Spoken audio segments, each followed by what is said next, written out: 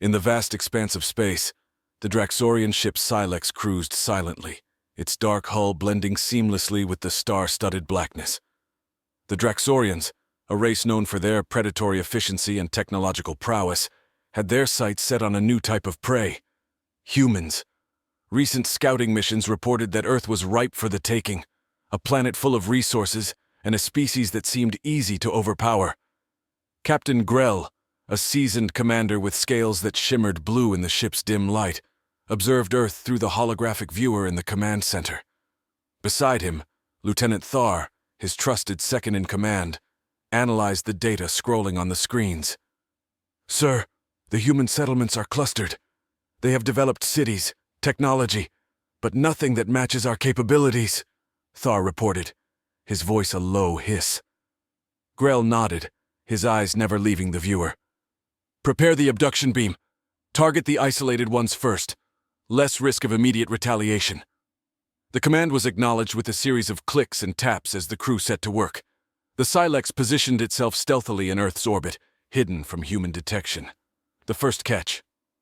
Miles below, in the tranquil countryside of Virginia, Jake Miller was finishing up a long day on his farm.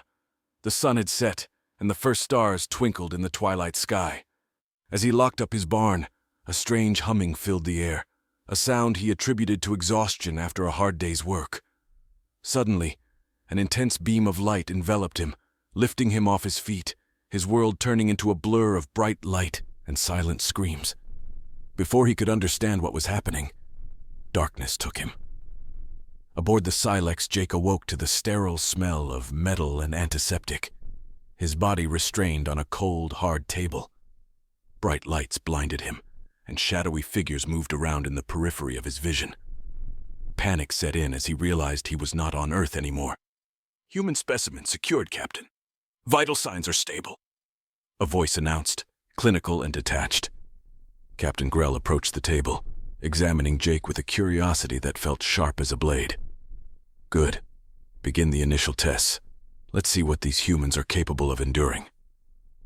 The experiment started with probing and scanning, each one more invasive than the last. Jake, fueled by a surge of adrenaline and terror, managed to break one of his restraints. He swung at the nearest figure, his fist connecting with a satisfying thud. Alarms blared and chaos ensued. The Draxorians, unaccustomed to their specimens fighting back, scrambled to subdue him. Human spirit. As Grell watched the ensuing struggle, a new realization dawned on him. These humans were not as docile as their initial observations suggested. There was a fierce spirit in them, a will to fight that was unlike any other species they had encountered. "Secure him. Do not harm him further," Grell ordered, his voice echoing in the now tense room. Once restrained again, Jake glared at his captors, his eyes burning with defiance. "You think you can just take me? You have no idea what you're messing with. We don't negotiate. We fight back and we annihilate." Grell pondered Jake's words, a flicker of doubt crossing his reptilian features. Perhaps this mission was not as straightforward as he had anticipated. The captain turned away from the containment area, deep in thought. "Continue with the observations. Be cautious. This species is unpredictable." Reflection. As the Silex drifted in orbit, the Earth below seemed calm and quiet.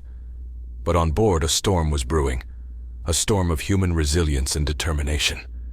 The Draxorians had indeed captured a human, but they had also unleashed a force they were yet to fully comprehend. Jake lay on the table, his mind racing, plotting. He wasn't just going to survive, he was going to get back home, and he was going to make them pay. Thus began the silent war, not of negotiations and treaties, but of sheer, raw human determination against alien cunning. A war that would prove the Draxorians had gravely underestimated the human spirit. In the dim corridors of the Silex, whispers of unrest began to circulate among the crew. The incident with the human, Jake, had unsettled the seasoned Draxorians. Captain Grell sensed the shift in morale, his scaly brow furrowed in concern as he convened an emergency meeting in the war room. Reports suggest that this species possesses not only physical resilience but also a mental fortitude we have not previously encountered. Grell stated, addressing his officers. We must adjust our strategy accordingly. Lieutenant Thar, ever the tactician, suggested a more cautious approach. Perhaps we should observe further before proceeding with more abductions. There's much we might learn from this single specimen without risking additional confrontations. Grell considered this, then nodded. Very well. Increase surveillance on the human's home territory. I want to know everything. Military capabilities, communication networks, everything. Meanwhile, in the containment unit, Jake was not idle. His mind raced, piecing together every bit of information he could gather from his limited interactions with the crew and the ship's interior. The layout, the routine checks, the shifts of the guards, all data points for his escape plan.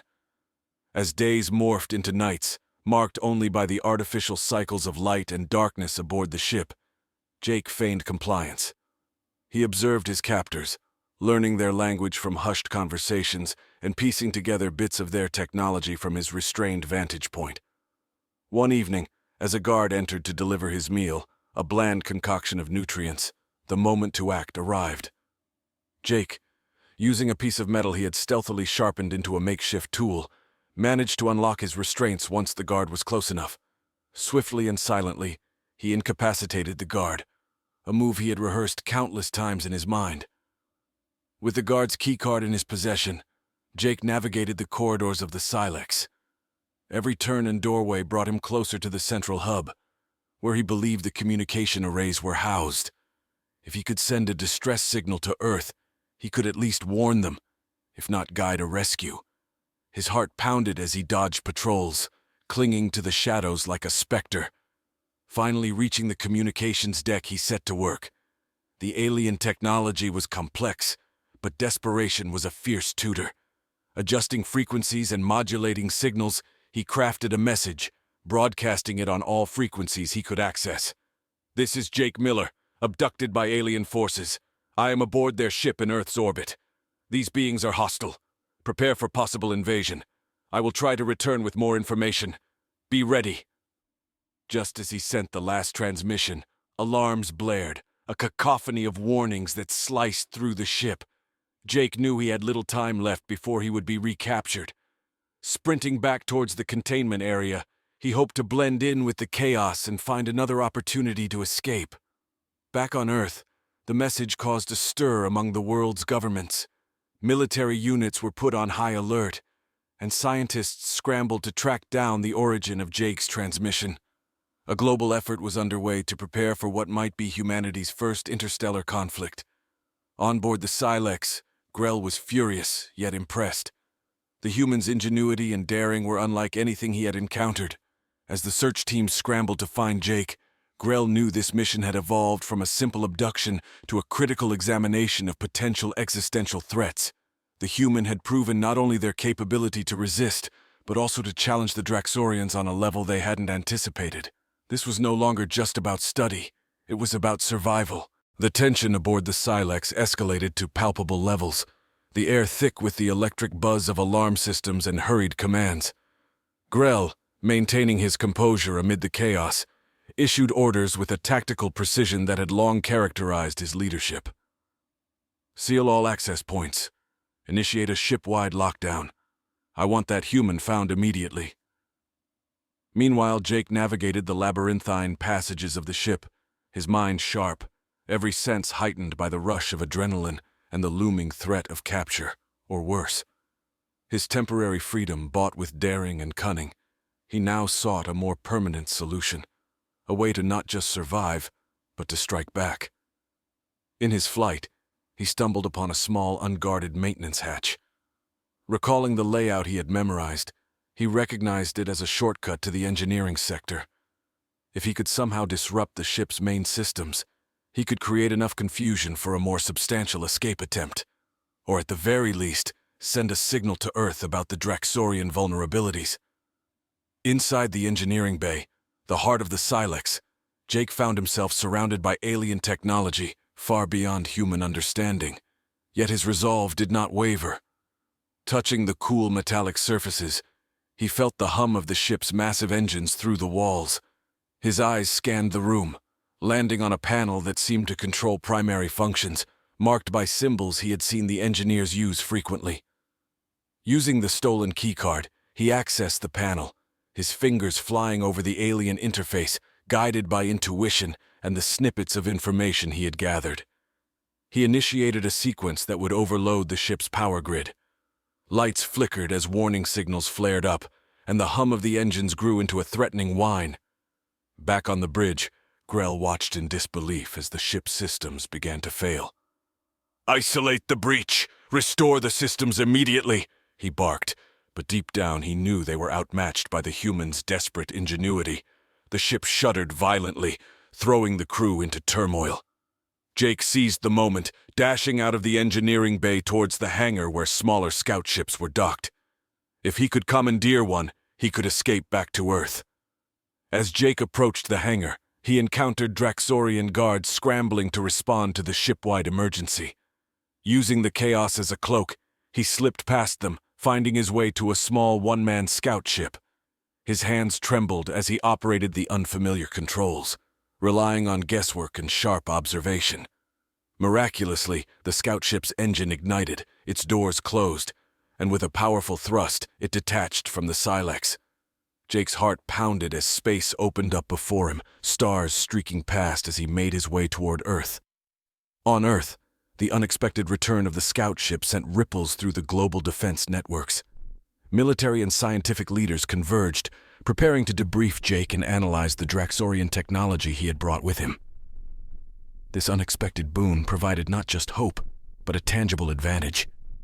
As Jake's ship entered Earth's atmosphere, he knew the real battle was just beginning. Humanity would need to prepare for what might come next, armed with the knowledge and technology he had seized. In his mind, he rehearsed what he would say, how he would warn them of the impending danger. The fight for Earth's future was just on the horizon, and Jake Miller had unwittingly become one of its pivotal figures. As Jake's scout ship touched down in a secure military facility, the immediate hustle of armed personnel and scientific experts converged around him.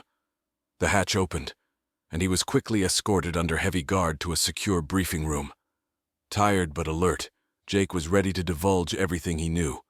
In the high-security conference room, top officials from various global powers and scientific authorities waited anxiously.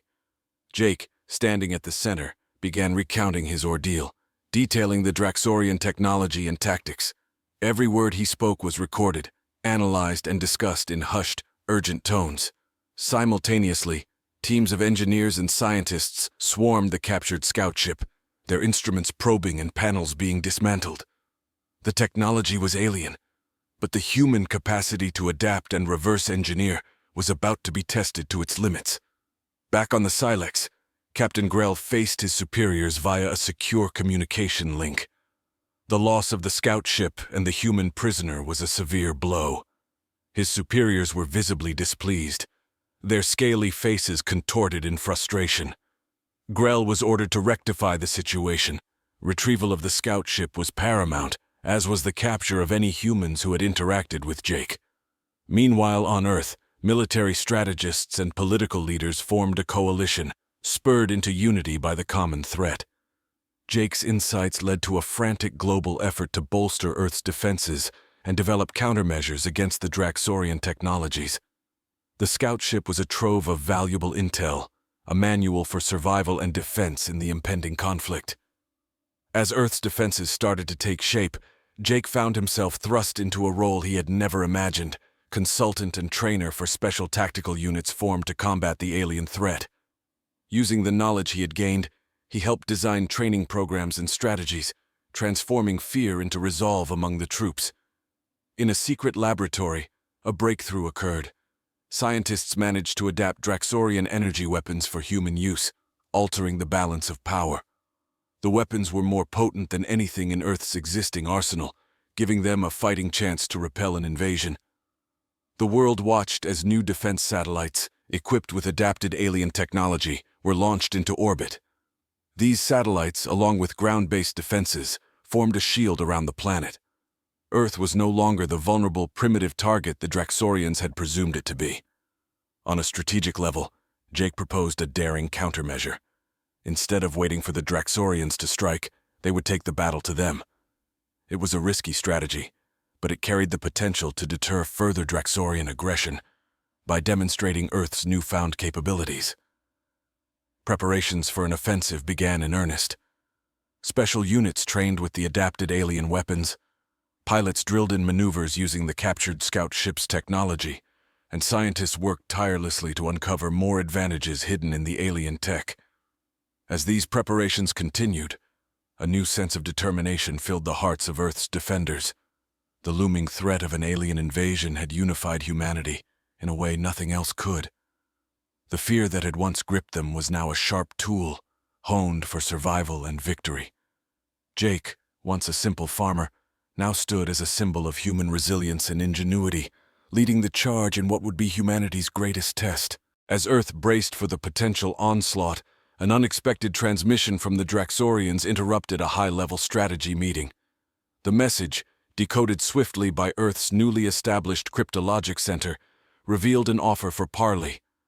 The Draxorians, perhaps realizing the unexpected resistance Earth could mount, sought to negotiate terms to avoid outright conflict.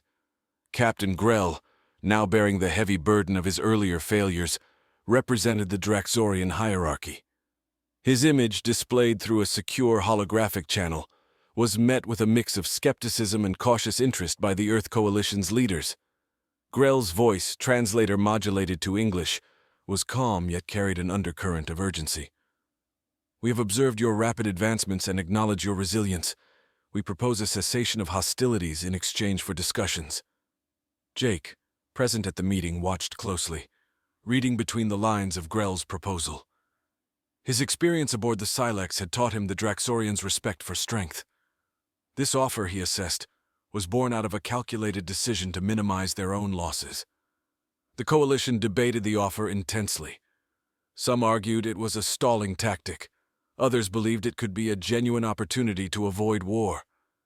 Ultimately, they decided to proceed with caution, appointing Jake as part of the delegation to negotiate, his first-hand experience with the Draxorians making him an invaluable asset. On the designated day, the Draxorians and humans met in neutral space, aboard the United Nations' newly commissioned orbital platform, designed for such diplomatic encounters. The platform, a marvel of engineering, served as a fortress and a meeting ground, equipped with the latest in security and surveillance technology. Grell and his contingent, towering figures in their armored suits, entered the negotiation chamber where Earth's representatives awaited. The initial greetings were formal, each side measuring the other. Jake noticed the subtle tension in Grell's posture, an insight he tucked away for later. Negotiations unfolded over hours. Earth demanded assurances of no further abductions and a mutual non-aggression pact. The Draxorians requested access to certain human technologies, a proposal that was met with immediate refusal. Jake, drawing on his grim experiences, pushed for a series of safeguards that would prevent the Draxorians from launching surprise attacks. As talks seemed to verge on a stalemate, Jake proposed a joint exploration and research treaty, leveraging the situation to Earth's advantage. This treaty would allow both species to explore selected, uninhabited systems together, sharing knowledge and resources under strict regulations. To the surprise of many, Grell considered this deeply, then agreed to discuss it with his superiors. The negotiations adjourned with a temporary truce, both sides to reconvene after consultations. Jake felt a mix of triumph and trepidation. He had navigated the treacherous waters of diplomacy well, but the real test would be in the implementation of any agreements made. Back on Earth, preparations for defense continued unabated. The Coalition had agreed to hope for peace, but prepare for war. Technologies were refined, and defenses shored up. Jake spent his days transitioning between training sessions and strategy meetings, his life now irrevocably intertwined with Earth's defense. As the days passed, Earth watched and waited, the specter of war casting a long shadow, but now tempered with a glimmer of diplomatic hope. The resilience of humanity, having been galvanized by a common threat, was now poised not just to defend, but also to extend the hand of cooperation into the cosmos. As the appointed day for the continuation of negotiations approached, Earth's collective mood was one of cautious optimism, mixed with an underlying current of readiness. The defense networks remained on high alert, and the public, informed of every step, stood behind their leaders and military with unwavering support. The Earth had transformed from a divided planet into a united front, prepared to face whatever challenges the cosmos might throw its way. In the orbital platform's negotiation chamber, Jake and the Earth delegation were once again seated across from Captain Grell and his team. The chamber, stark and functional, was designed to prevent any form of espionage or sabotage, a testament to the tense undercurrents that still flowed between the two species. Grell initiated the session with a formal nod, acknowledging the efforts both sides had made to reach this point. "We have considered your proposal for a joint exploration treaty," Grell began, his voice firm. "The Draxorian Council agrees to this, with terms we need to finalize together." Jake, aware of the monumental nature of this progress, responded with equal gravity. "We're prepared to discuss these terms today. Our objective remains clear: peace and mutual prosperity. Let's make sure our agreement reflects that." The discussion that followed was intense and detailed. Each term was debated and turned over, from jurisdiction disputes to resource sharing and mutual defense clauses. The Earth delegation, backed by a cadre of experts, negotiated hard, ensuring that human interests were safeguarded while also respecting Draxorian sovereignty. After several hours of negotiations, a framework for the treaty emerged, a detailed document outlining cooperative measures and conflict resolution protocols. It was a historic moment, one that would be remembered as the beginning of a new era in human extraterrestrial relations. The treaty, tentatively named the Terra-Draxorian Accord, was scheduled for ratification on Earth and Draxor, with ceremonial signings planned on both planets. As the delegations concluded their meeting, there was a palpable sense of achievement. Cameras flashed as Grell and Jake shook hands, their gesture symbolizing a new hope for peace across species. Back on Earth, news of the successful negotiations spread like wildfire. Celebrations erupted in major cities, and the media hailed the diplomatic victory as a new dawn for humanity. Jake, once a simple farmer, now hailed as a diplomat, felt a profound sense of accomplishment, though he knew the road ahead would require vigilance and commitment to maintain peace. As the final preparations for the treaty signing were underway, Jake stood by a large window on the orbital platform, looking down at Earth. The planet, beautiful and serene from space, seemed untouched by the trials of the past months. Yet he knew better. The world had changed, irrevocably and for the better. Humanity had not only faced a formidable challenge, but had also turned it into an opportunity for growth and unity. The future was uncertain, and the cosmos vast and full of unknowns. But with the Terra-Draxorian Accord, humanity had taken its first steps toward becoming a true interstellar species, not through conquest, but through cooperation and resilience. The spirit of Earth, indomitable and ever curious, was ready to meet the stars not with fear, but with open hands of friendship. As the stars twinkled above, mirroring the lights of the cities below, Jake felt a deep connection to it all. This was not just the end of a crisis. It was the beginning of humanity's grand voyage into the vast, starry ocean. And as he turned from the window, ready to join the celebrations, he carried with him the hopes and dreams of his planet, stepping forward into a future they had all fought to secure.